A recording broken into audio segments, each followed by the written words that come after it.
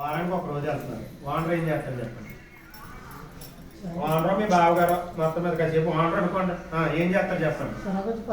First చెప్తాడు, రెండోసారి చెప్తాడు వారానికి శనివారం వస్తున్నాడటండి, మిగతా రోజులు రావట్లేదు. భార్యతోని అంటే 100 రూపాయలు ఇస్తున్నాడంట వారానికి. అంత 100 రూపాయలు. ఒక వారం చూసింది, 2 వారాలు చూసింది, ఏం చేస్తాడండి? బాబు నీకు నీ సంసారానికి ఒక దండం, నేను అమ్మాలింటికి అవి సేపు అమ్మాలి ఇల్లు కాబట్టి వెళ్ళిపోయావు. ఓనర్ ఏమంటాడు చెప్పండి? ఒక వారం, 2 వారాలు, 3 వారాలు, ఎన్ని వారాలు చెప్తాడు? బాబు నిన్ను నమ్మి శంకర్రెడ్డి దగ్గర ఆ రెడ్డి దగ్గర ఇంత లాట్లు తెచ్చావు, తెచ్చింది ఏం పెరిగిపోతుంది? అప్పు కొట్టి పెరిగిపోతుంది. నీకు నమస్కారం, దయచేసి మమ్మల్ని మర్యాద ఇస్తున్నాడు, మన కూతురు ఆడకూడదు కదా. అలా ఒక్క పూట కూటు కోసం, అది ఏదైనా అంటే నీకు సంతృప్తి కలిగించేది, నీకు ఆనందాన్ని కలిగించేది శరీరానికి, వాటి కోసం విలువైనది నీకు నిత్యము యుగాలు ఉండే జీవితాన్ని విడిచి ఆ గోతులోకి వెళ్ళిపోతావా? నీళ్ళు ఉన్నాయి కదండి, దిగిపోవడమే, ఎక్కడ పడితే అక్కడ, అందులో ముసలు ఉండవా? అన్ని దిక్కుల్ని నీళ్ళు బాగుంటాయిటండి, ఆ నీళ్ళు మంచివో కావో అది తెలుసుకోవద్దు.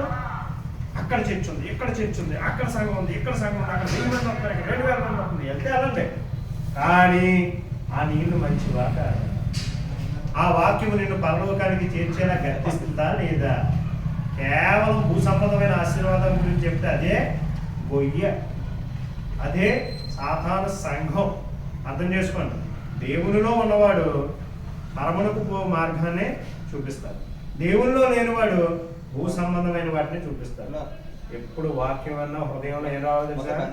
నొప్పి రావాలి. నా కోసమే మాట్లాడుతున్నాడు, నాతోనే మాట్లాడుతున్నాడు దేవుడు అనే భావం రావాలి. కనుక అర్థం చేసుకోండి, యోసేపుని ఏం చేశారట? గోతులో పడేసి.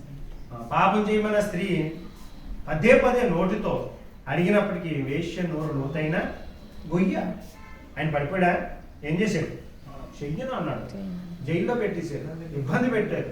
అల్లారు ముద్దుగా పెరిగిన వాడు అన్నల చేత ఇబ్బంది పడ్డాడు, పరాయి దేశంలో ఆ స్త్రీ చేత ఇబ్బంది పడ్డాడు, ఫైనల్ గా దేశానికి రాజు తర్వాత రాజు అంతటి.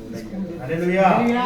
అదే చెప్తున్నాను, ఈ రోజు చదివిన వాక్య భాగం ఏంటంటే కీర్తనల గ్రంథం 40వ అధ్యాయము 2వ వచనం. నాశనకరమైన గుంటలో నుండి, జగట గల దొంగ ఊబిలో నుండి లేవనెత్తువాడు దేవుడే, ఆయన వాక్యమే ఈ పాపములో నుంచి, ఈ మరణములో నుంచి జీవములోనికి లేపేవాడు యేసుక్రీస్తు అనే. ఆయన యందు విశ్వాసం ఉంచువాడు మరణములో నుండి, ఎందులో నుండి? మరణములో నుండి జీవములోనికి దాటిపోతాడు. దాటిపోవడం మంచిదే కదండి, ఉండిపోదామా? పడవటండి నీటిలో వెళ్తుంది కదా చక్కగాను.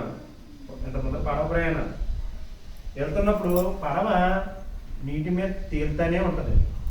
అన్ని నీళ్ళు ఉన్న పడవకి ఏముండదు, ఇబ్బంది ఏముండదు. కానీ అందులో ఉన్న నీళ్ళు పడవలోకి వస్తేనే ఇబ్బంది. నీ చుట్టూ చాలా మంది ఉంటారు పాపం చేసేవాళ్ళు, చాలా ప్రేరేపిస్తూ ఉంటాయి. ఆ పాపం నీలోకి వస్తేనే ప్రమాదం, నీలో రాకపోతే అంతేనండి.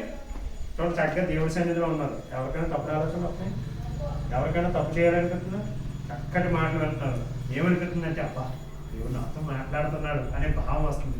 ఇలాగా దేవునిలో మమేకం అయిపోతేనండి చాలా బలహీనతను జయించవచ్చు. నేను జయించాను కాబట్టి చెప్తున్నాను. గణేష్ ఒకప్పుడు నన్ను బతకాలంటే జయించలేదా? ఈ రవి ఏమన్నా ఫస్ట్ నుంచి బైబిల్ పట్టుకొని వచ్చింది, రాజు వచ్చేదాకా బైబిల్ అంటే ఏంటో కూడా తెలియదు రవికి. అలాంటి మీకు వాక్యం చెప్తున్నాడు. అలాంటి ఈరోజు ఏమి జైబులో రూపాయలతో లేదో నాతో వచ్చిన తెలుసు. ఎలాంటి సువార్తలు చేస్తాము, ఎలా చేయగలుగుతున్నా? దేవుడు నా గోతులో నుంచి లేపేహాడు, ఆ జిగటకల దొంగ ఊబిలో నుంచి లేపేహాడు. అందుకే అంటున్నాను, తప్పులు ఎవరైనా చేస్తారు.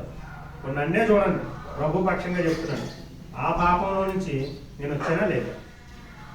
మీకు నాకు అదే శరీరం, మీకు నాకు అదే 24 గంటలు, మీకు నాకు అదే పని, అదే బ్రతుకు. మార్చుకోలేదా లైఫ్ని? మార్చుకుంటే బాగుంటామండి. కొన్నాళ్ళు బ్రతుకుతాం, అనేకులను బ్రతికిస్తాం. అమ్మా అర్థమైందా? అతను ఎక్కడికి వెళ్ళిపోతున్నాడట? యెరూషలేమును విడిచి, దేవుడి సన్నిధిని విడిచి ఎక్కడికి వెళ్ళిపోతావయ్యా? దేవుడు వాక్యాన్ని విడిచి ఎక్కడికి వెళ్ళిపోతావమ్మా? కుటుంబాలుగా రండి, దేవుడి వాక్యాన్ని వినిపించండి. అర్థమైందండి? ఇలాంటి విలువైన మాటలు వింటేనే కుటుంబాల్లో ఏమవుతాయి? జాగ్రత్త వస్తుంది, బ్రతుకులో మార్పు వస్తుంది. గట్టిగా అరిచినంత మాత్రాన, లేకపోతే నెత్తి మీద చేసి ప్రార్థన చేసినంత మాత్రాన మార్పు వచ్చేది. మార్పు ఎక్కడ రావాలి? హృదయంలో రావాలి. నీ హృదయంలో తప్పు చేయకూడదు అనే ఆలోచన ఉందనుకోండి, ఎప్పటిచ్చినా నిన్ను మోసం చేయలేదు. నీ జోబులో 10 ఏళ్ళు ఉంటాయి, గణేష్ 10 ఏళ్ళు ఉంటే 10 ఏళ్ళు ఎవరో 2 ఏళ్ళు అంటే ఇచ్చేస్తావు నువ్వు? ఇవ్వకూడదు, అది విలువైంది, నా కష్టం అని నీకు తెలిసినప్పుడు దాన్ని ఏం చేస్తావు? ఇప్పుడుగా ఖర్చు పెడతావు. ఒకవేళ మా చెల్లి మరి రజనీ చెల్లి ఒకవేళ అందులో ఒక 5 ఏళ్ళు 6 ఏళ్ళు ఖర్చు పెట్టేసింది అనుకో, నీకు చెప్పకుండా ఏమంటావు? నాకు ఎంత డబ్బులు ఊరికినా వస్తాయి అనుకుంటున్నా, నేను ఎంత కష్టపడుతున్నానో నాకు తెలుసు అంటారా? అంటారా? మీ పిల్లలు స్కూల్లో ఏదో పెట్టారంటే ప్రోగ్రామ్ పెడితే గాంధీ గారి బొమ్మ కావాలంటే మీ జోసన కానీ చింతలు కానీ అతీవుడు కానీ ఏం చేసిందంటే మీ 500 కాగితాల్లో గాంధీ గారిని కట్ చేసి ఎట్టిందంట. మీ గుండె ఏమైపోతుంది? గాంధీ గారినే ఎట్టింది. ఆయన నవ్వుతూనే ఉంటాడు. మీకు నవ్వు ఉంటుందండి, మీకు తులసిపళ్ళు వెళ్ళిపోతాయి. అప్పుడే వెంకటరామ గారు జీతం ఇచ్చాడు. మొత్తం ఇచ్చిన జీతంలో గాంధీ గారిని అన్ని కట్ చేసి డాడీ ఇంట్లో ఏమని అడుగుతుందట. అక్కకైనా ఆకులేమని చెల్లి అడుగుతుందట. మీరు చూసి గాయత్రి కూతురు ఉంటుందా? రమేష్ గారు తెచ్చి మొత్తం అన్ని ఏ కాంట్రాక్ట్ ఒప్పుకుంటున్నాడు కదా, ఆ డబ్బులన్నీ కట్టేస్తుంది. అప్పుడు అనుకుంటాడా నేను దేవుడిని మిడిసి తిరిగితే ఎక్కడ పెట్టాడు పంపటే నా ఇంట్లో కనుక వద్దండి. మీరు కష్టపడుతున్నారు, మీరే ప్రశ్నించుకోండి. నేనే ఎవరిని కూడా ఏమంటలేదు, కానీ మీరు కష్టపడుతున్నారు కదా, మీ సొమ్ము మీరు అనుభవించలేకపోతున్నారంటే